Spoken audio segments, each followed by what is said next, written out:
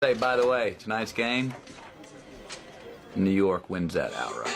You know he's on top. Million subs, he never gonna flop. Out of Chicago, where the streets don't sleep. Betting on games, making cash real deep. Crystal ball for sports, he knows the lines. He's a sports aficionado, the money he finds. From football to basketball, he's always on point. Predicting winners never disappoints. He's got that hustle, that Chicago vibe. Making moves on the streets, cash on the side. With E, you know it's always a bet. He's the king of the game, never forget.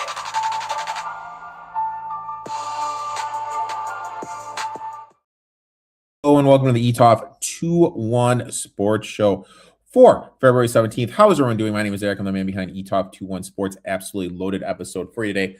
My boy from down south in Texas Tech country, Big 12 country, King Midas Bets is here. Him and I are going to break down our bets for Wednesday's college basketball slate. Plus, Gino will have his horse racing bet of the day. Before you get all that, I'd like to say thank you to the sponsor of the show, ProphetX. Guys, if you're not using ProphetX, go to the App Store, download the app, use promo code ETOFT21. If you're watching on YouTube, a lovely little link to that is in the description. Make sure to click on that. Now, let's shift our attention over to Santa Anita, where we see what Gino's horse racing bet of the day is.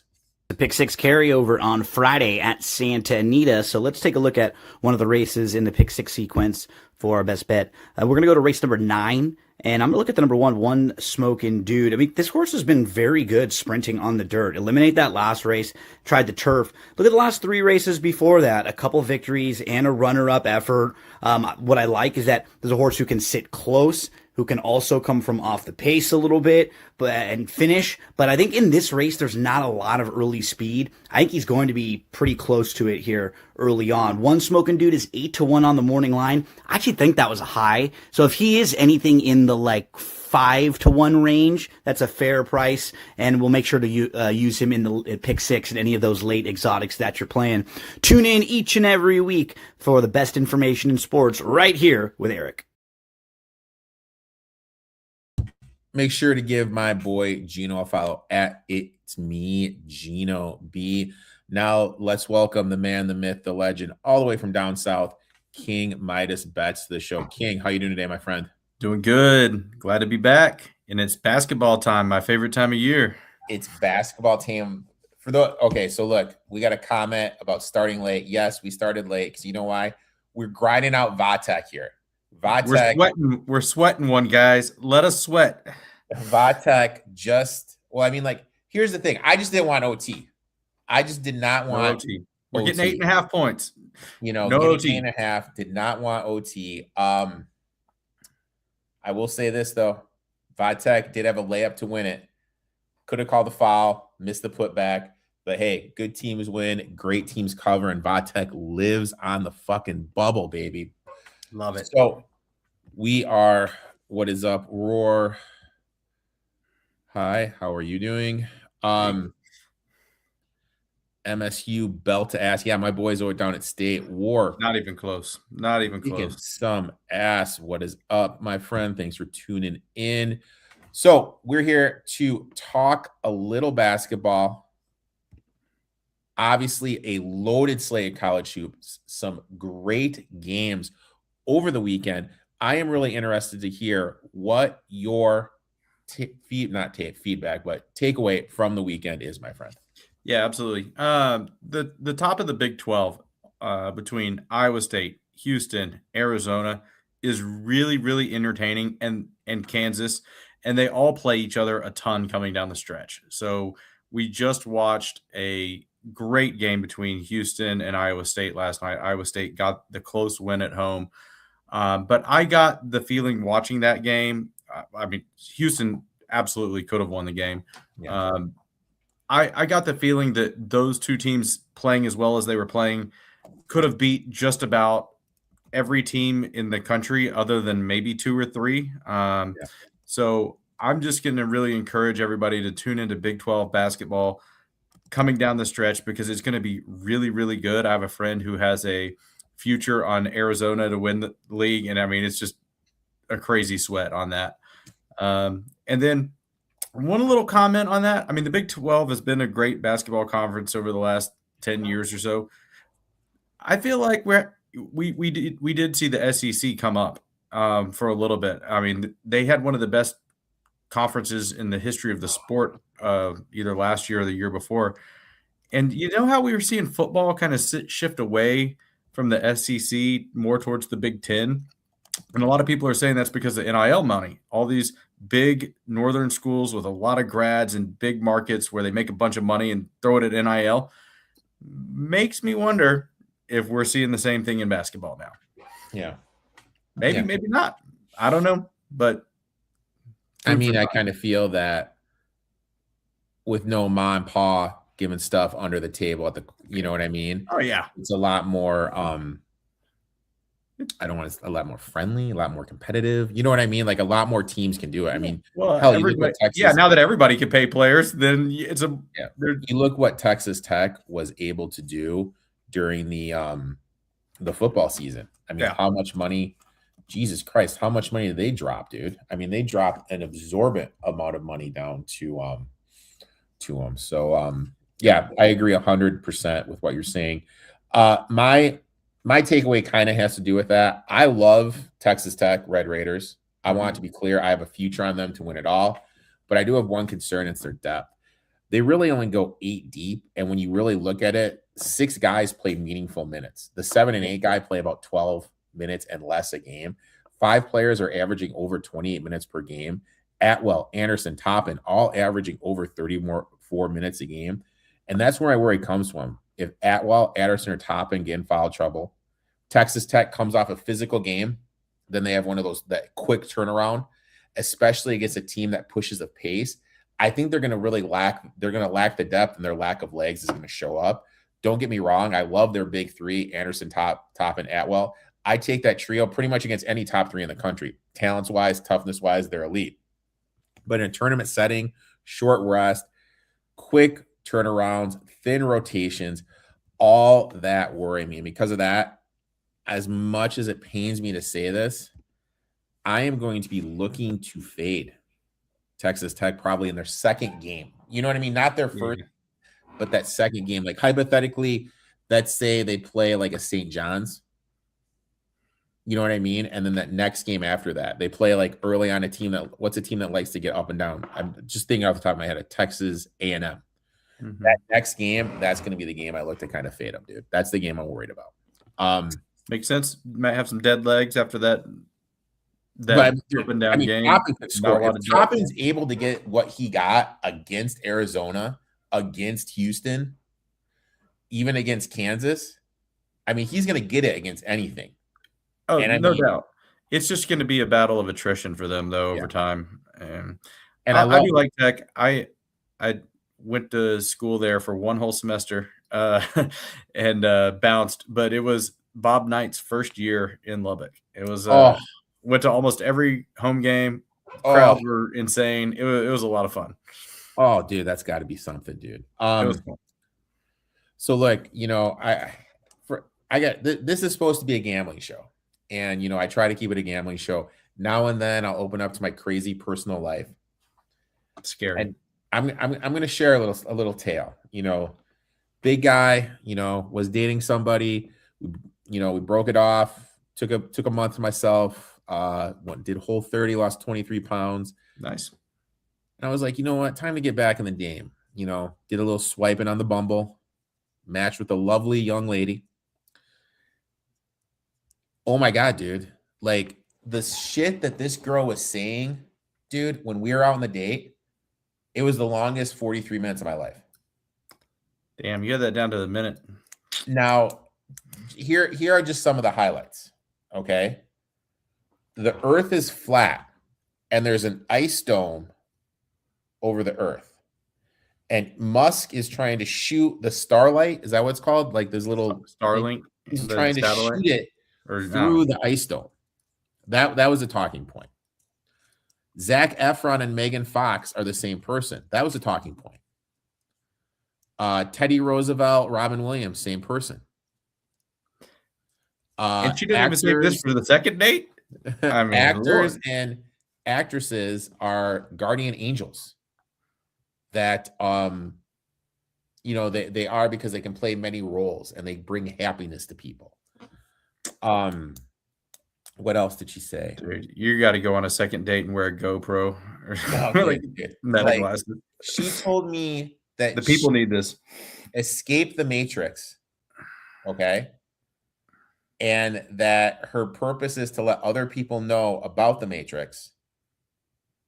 And then I was like, well, does that mean since you're talking to me here, am I outside the Matrix? And she's like, no, you're still in it. And I'm like, well, how can we talk? Like, you know what I mean? Like, I'm like, this doesn't make sense to me. And she goes, that's a common misconception, and just change the subject. I go, you can say that about anything. That's a common misconception. And I love the fact ever since I started talking about this, like the viewers have just completely dropped. I will end you at this.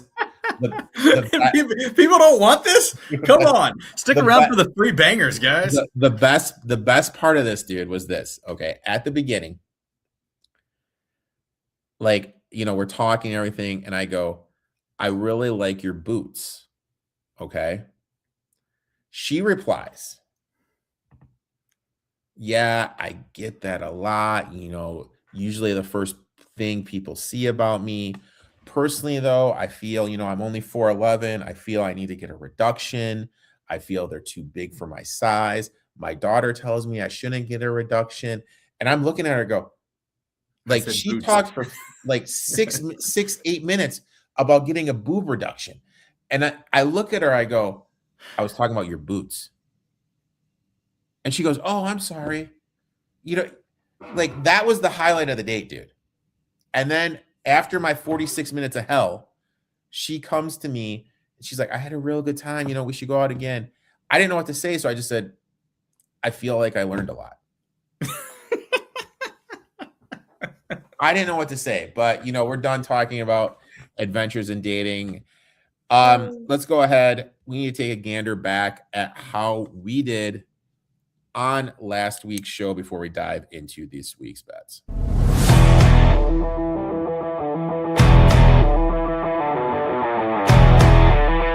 3-3 on the show last week with old Uncle Rico hitting Maryland plus 11.5, Vatek plus 9.5, and Buffalo plus 1.5. Justin lost UTSA plus 11, Vatek and Clemson under 137, and Alabama and Ole Miss under 164.5. We were 3-3 on the show last week.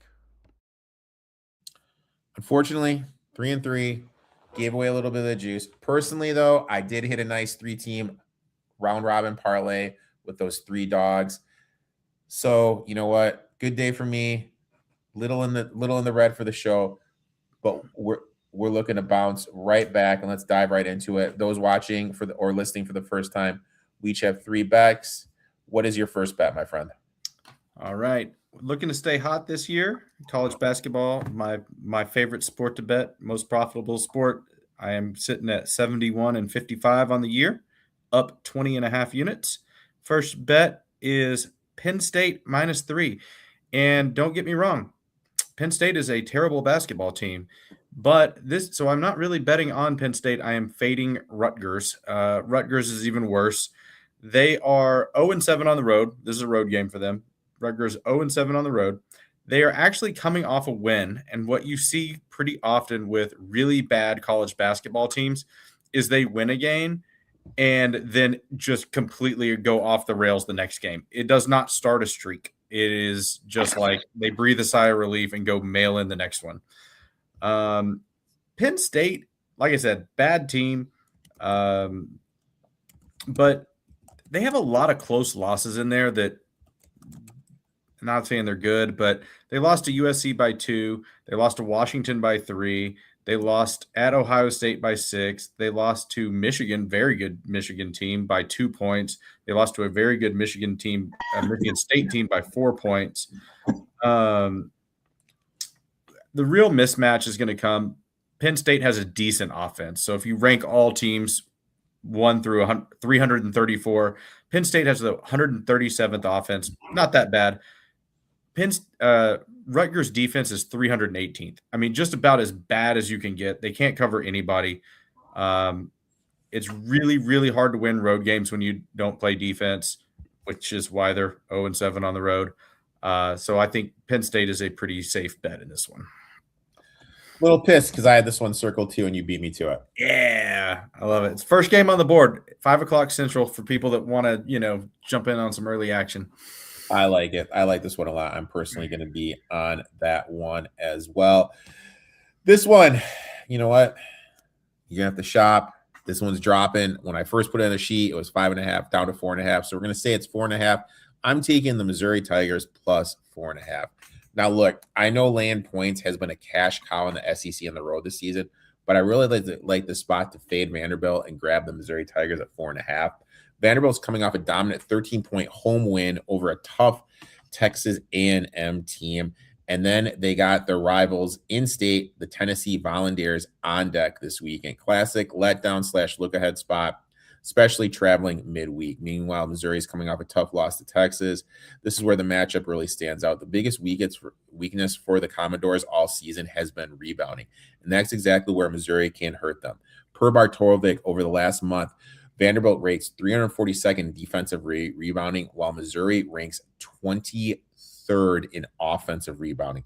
That is a massive gap and something that's going to set up some second chance points for Missouri in a tight game. Yes, Missouri has been inconsistent, but they definitely need a quadrant 1 win to boost their tournament resume. Their current net rating is around mid-60s. Vanderbilt, on the other hand, is comfortably in the tournament field, which adds to the risk of a flatter performance here. Defensively, Vanderbilt has been solid, no question, but over the last 5 games, opponents are shooting just 29% from deep from 3. This screams positive shooting regression, and Missouri is capable of knocking down those shots, especially at home. Speaking of home court, Missouri has been strong in this role against ranked opponents at home. They are 57% against the number with an 8% ROI. Under Gates, they are also 57% ATS with an 8.1% ROI. There is also an injury angle here. Vanderbilt is banged up. Duke Miles dealing with a knee injury. Frankie Collins an undisclosed injury. That really hurts their perimeter depth, which matters against a Missouri team, which is physical and will apply pressure. And finally, the trend comes back. Over the last 3 seasons, Southeastern Conference home dogs getting 5 points or fewer, 65% against the number with a 23.1% ROI. I've got a situational angle, the rebounding advantage, injury concerns, and a strong historical trend. I'm taking the Missouri Tigers here plus 4.5, my friend. Sprinkle the money line? I know you will. I always sprinkle. I'm pro sprinkler. Next one, my friend. All right, I am going with Clemson minus 3.5. They are at Wake Forest, so backing a road favorite here. Clemson's just a better team than Wake. I mean, obviously, you can see that that's why they're favored in the game. As much as we were saying that defense is often what determines if you can win on the road, and how I was saying Rutgers is 0-7 on the road because their defense is so bad, Clemson actually plays great defense. Mentioned that there was 334 teams in these rankings. Theirs is 33rd. Wake, on the other hand, plays terrible defense. They're 226th. Wake is getting a little bit too much respect here. They've won 2 straight, but if you zoom out on that, they've actually only won 3 of their last 10. They're not a very good team. They have a guard, and I'm going to mispronounce his name probably. It's Calmese or Calmeze. I don't know. I can't pronounce names. Like, me pronouncing like names is awful. When I do my UFC stuff, I just call them by their easiest name, either the first or last. But go ahead. I'm sorry. It's all good. I mean, I'm the first to tell you I bet numbers more than people.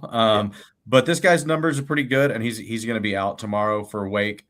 Clemson is coming off back-to-back losses. So we have Wake coming off back-to-back wins, Clemson coming off back-to-back losses. Better team. They're going to come out hungry. Their last game was against Duke. Really kind of hard to fault them for that loss. But overall, sometimes you just got to back the better team. Clemson's the better team. If you're a Ken Pom person, I personally run numbers through Ken Pom just to double check myself, and they're about 30 points ahead of 30 slots ahead of Wake on there. So I am backing the Tigers. You know what? I hate them too for that cover. That play. I had 12.5 too. I hate them for They're- that. Yeah. Oh, this is good. Remember when Rutgers had Bailey and Harper? The good. Yeah, and they were still trash, even with like 2 top 5 NBA picks. Top 5 picks. It was funny. Like I saw that comment and I was just thinking, God damn, I'm so old. I remember when Wake Forest had Rodney Rogers, Randolph Childress, Tim Duncan, bro. Tim Duncan. Jesus, dude. The good time. Wake is yeah, they're not what they used to be. It's a really tiny school. It kind of always amazed me that they were as good as they were. But now Clemson's gonna D them up tomorrow. My next one, and Jesus Christ, this is becoming a show favorite. Going to the Terps, dude. Give me Maryland plus 8.5. And honestly, my first reaction when I saw this, I was like, what am I missing here? When you dig into the matchup, Maryland is clearly the better rebounding team. On the season, they're stronger on the glass. And if we zoom into the last month, it's even more pronounced. Per Bartovic, Maryland ranks 54th nationally in rebounding, while the Wildcats are 353rd. Massive gap, especially defensively, sets up for Maryland to get a real edge in second chance opportunities. Coaching trends. Buzz Williams has been excellent as an underdog. In his career, 58.3% off a loss as a dog with a 13.7% ROI and 55% ATS as a dog overall in his career. On the other side, Chris Collins struggled laying points. 47% against the number as a favorite. This is the first time Northwestern has been a favorite in conference play all season. And we expect them to win with this much margin. 9 points. Are we kidding ourselves here? What really stands out is Maryland, I don't think, has been priced right over the last couple of weeks. They've been playing significantly better. They run outright as 10.5-point dogs at Minnesota, beat Iowa as 10.5-point dogs. Now they're catching 8.5 at Northwestern. Kind of feels a little bit off here. Game is in the 140s. That's going to be a slower pace game. That's what the total is, excuse me. Slower games always favor the underdog, especially when both teams struggle to shoot the ball, which comes back to my other point. Rebounding is key here. When shots aren't falling, the team that control the glass is going to cover. And situationally, this is the great Big Ten angle. Over the last 5 years, Big Ten conference teams that are road dogs with a winning percentage of 500 or worse, getting 8 points or more in conference play, 73% against the number. Bottom line, 2 flawed teams. I'm always going to take the team getting the points, especially one that has the rebounding edge, the better coach against the number, and a pace working in their favor. Northwestern has struggled against physical teams all season. That's exactly why I'm taking the Maryland Terps here, plus 8.5. And yes, I am going to spring on that goddamn money line, dude. Whew. You got to, dude. You got to. Can I ask the audience a question? We've now bet on a game involving Rutgers and Maryland. Would you rather watch games with Rutgers and Maryland involved or go on the date that your host went on for 40? You got to last 43 minutes. Jesus, dude. See what the people say about that one. And dude, like, I'll be honest, like I might take the nice boots. Just saying. The nice boots. I'll be honest. I hadn't been drinking, so like that beer tasted so good, so I was just savoring it. And looking back at it, I think the only thing I got out was I grew up in Michigan. I really think that's the only thing about me that I got out. So sometimes you just gotta listen to what these people have to say and learn some things. Dude, it was an interesting, dude. We're killing the viewership here, man. Dude, like I don't even know, man. Like I really like I just Jesus Christ. No, we're not gonna. Okay. Hey, we already know the answer to that. Jesus. We already know. Jesus. All right, moving on. Let's keep it PG. The answer is yes. I wasn't there, but the answer is yes. Next one, man. We're going to Big East Country. St. John's, the Johnnies, they're having a hell of a season. Not enough people are talking about them. They're now 20-5 on the year. They're facing they're on the road against Marquette. They've completely cratered. Shaka Smart basically doing to them what he did to Texas. St. John's on the road doesn't scare me at all. They're 7-0 on the road. They've won 11 straight games. Marquette's awful. They've They're 3-7 in their last 10, even against some not great teams mixed in there. Talking about the numbers, St. John's very well balanced team. They have a top 70 offense. They have a top 70 defense. Marquette has not cracked the top 240 in either offense or defense. So St. John's has a huge advantage on both ends of the court. I don't have a whole lot other than that to add. I think that this is like a 20, like that. When I saw that line, it jumped out to me like they mispriced that. I started checking injuries and stuff because I was like, there's absolutely no way that they made this line under 10 points. So I'm rolling with the Johnnies, and if they somehow can't win this game by 10, I'd be very surprised. Why is Marquette so bad this year? Because of Shaka Smart. That's your answer. Mark didn't want to deal with agents. He refused to meet with any NIL agents. And I mean, like, in this phase of college basketball that we're in, you got to play the game. You got to meet with those guys to get the dudes. Marquette, Marquette does have NIL money, but if you go get it, if Smart isn't talking to the kids, though, you know what I mean? The other thing is there's a lot of schools that have NIL money that doesn't show up in a certain program because the boosters don't like the coach. So, for example, I'm in Austin, Texas, University of Texas baseball. You know, there's deep pockets it's the richest athletic department in the country. People didn't like the baseball coach, so there was no NIL money. As soon as they fired him and hired a new coach, guess what? There's NIL baseball money. And that's really the issue. I mean, if I was going to have one concern about my bet on this, it would be that they have a lot of their losses are decently close. Like in the 5, 6, 7 point range. All those teams are worse than St. John's, though. They can be scrappy. They can be, and I will give Shaka credit for that. Usually his teams can be scrappy and play hard. If you go back to his VCU days with the Havoc defense, they were great. But as soon as he showed up in Austin, it all went downhill. And he kind of got Marquette going for a little bit. Same thing that's happened in Austin, just nosedive. I think St. John's runs through him. I Googled right here. I Googled Marquette coaching rumors. First thing that pops up, I kid you not, an article in the Marquette Journal.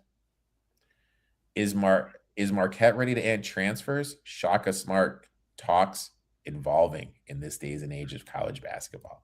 He just didn't want to talk. You know what I mean? He wanted to build it the old school way. And that's the thing. Like, you can't do it. When we talked about Rutgers before, they're all young. All those kids are going to be gone. Rutgers doesn't have any money. The problem with firing him is that his contract goes through like 2030 because they extended him when he actually looked like he was going to do good. And then the game changed with NIL. He hasn't kept up at all. So they may be stuck with him because there's such a fat buyout. But I want to make a comment about basketball-only schools and NIL because there's now a revenue sharing model where schools can directly pay players up to a certain amount of money. It's like $24 million a year. And football schools are giving about 70% of that to football. Basketball schools that don't have a FBS football team to spend that amount of money on can spend all of it on basketball. So theoretically, if they have the money, their basketball team should be the highest paid in the country. Now, that doesn't count NIL deals that are done, outside of the school, but it's a huge leg up in basketball for basketball-only schools. And to me, if I'm a Marquette person, I'll pay the buyout, get them out of there. Let's start paying players. And I mean, it's the only sport that you try to win at. Go for it. I mean, when we just kind of step back, Marquette has a men's and women's basketball, men's and women's lacrosse, excuse me, men's and women's soccer, women's volleyball. Then they have cross country, track and field, men's golf, and a men and women's tennis team. Yep. They should be throwing all their money at basketball. All their money. Like all of it. All their money should be at basketball. Milwaukee's a great town. I love Milwaukee. I love MKE, dude. And if they get basketball going with the money they have there, it'll fund all the rest of those. But I mean, you can't be a basketball school that's bad at basketball. And I mean, it's like how many more are you really going to ride it out till 2030 with Shaka? Yeah, he's gonna because his whole thing is build within, build our players, blah blah blah blah blah. No, I love that version of the sport. It just doesn't exist anymore. You got to go out and do the NIL. And dude, you know what I miss? What I haven't done in a while? The Milwaukee double. The Milwaukee double is when you go up to that noon Big East start on a Saturday or a Sunday, and then you grind out the Marquette game, go to Major Goldsby's across the street, then you go to the Bucks game at night. Interesting. That's the old. I have done that a couple times, my friend. I'm proud to say. You invite me the next time you do that. I'll fly up there. We'll do it. My next bet. I'm doing it. I'm getting grimy, dude. Give me a little Big East basketball. I'm taking Butler here, plus 6.5. A few angles I really like. First, there's a real strong trend the last 2 years. Coming off a game against UConn, teams are just 37% against the spread. And if we look at just Big East teams after they play UConn, it dips down to 32%. This post-UConn hangover is real. And I really think with it being such a top-heavy team and UConn being the cream of the top crop, there's just such a buildup for that game. There's just a natural letdown, even if you lose. Now, when we look at Ed Cooley as a favorite, his teams have struggled to cover, just 47% against the number. Dips down to 44% when he's at Georgetown. Speaking of that, the Butler Bulldogs have quietly been excellent playing at Georgetown, winning 8 of their last 9 against a non-ranked Georgetown team. From a matchup standpoint, Butler plays faster, wants to run. They rank 43rd in tempo, 42nd in offensive rebounding on the road, which is key. They can generate some second chance points, get out in transition against the Georgetown defense that is 218th nationally in points allowed per possession, which is god freaking awful. When we look at the numbers, these teams are actually very similar in KenPom, adjusted efficiency, and offensive and defensive metrics. There is a massive talent gap, though. Another big factor, Butler is due for some shooting regression. During the 6-game losing streak, their opponents are shooting 41% from deep. They're only shooting 31. That gap's not sustainable. They're due for a game where their opponents are going to be struggling. Against this Georgetown team who can't shoot, I think this is the ideal spot. In situation, I love this spot. Butler lost the first meeting at home. Now they come back as a road underdog in the second game. Absolutely love that one. Historically, a profitable angle. Plus, conference teams on a 6-game losing streak that are road dogs getting 6 or more, 55% against the number. Put it all together. Trend spot, matchup edge, regression. I'm grabbing the Butler Bulldogs plus 6.5. There's a scrappy punch. I like it. Just be did. careful. They may have a guard that's out. He's a game time decision. Just be careful of that. But if you like it anyway, I hate Georgetown personally. Not on a personal level. I just don't like their. I don't want to see them be. I'm not going to ever back them as a 6-point favorite over just about anybody. Them winning with that much margin is tough. And I loved Ed Cooley at Providence. I can't stand Ed Cooley at Georgetown.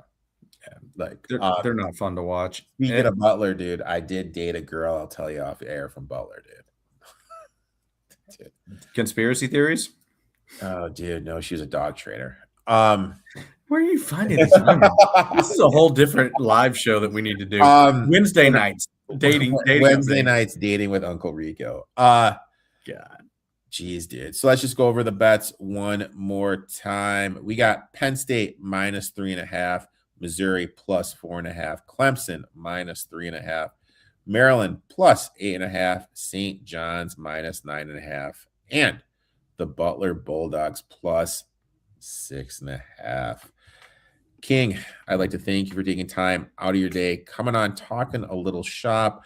Why don't you tell everyone where they can find you on social media, my friend? At King Midas Bets on Twitter. I run a VIP on there, and actually just picked up a new customer 2 days ago, so I'm still signing people up. Just DM me. Like I said, basketball is off to, hold on, I want to get the record right here. I don't want to mess it up. 71 and 55 on college basketball, up 20.5 units with one game left today. Hit NC State for 2 units today, UCF for 3 units today, both no sweat winners. Right now, all I'm doing is college basketball until MLB starts. So if you're into college basketball, you want 2, 3, 4, 5 picks a day, send me a DM and we're going to ride together. Down 23. Still at down 23. 23. He's down more pounds than I'm up units. Got a couple more to go. I'd like to thank you for taking time out of your schedule. We're going to be back next week with my boy Mad Max breaking down the college basketball slate. Give that man a follow. Best of luck in your bets. And you know what? We'll talk soon, my friend. See you, brother.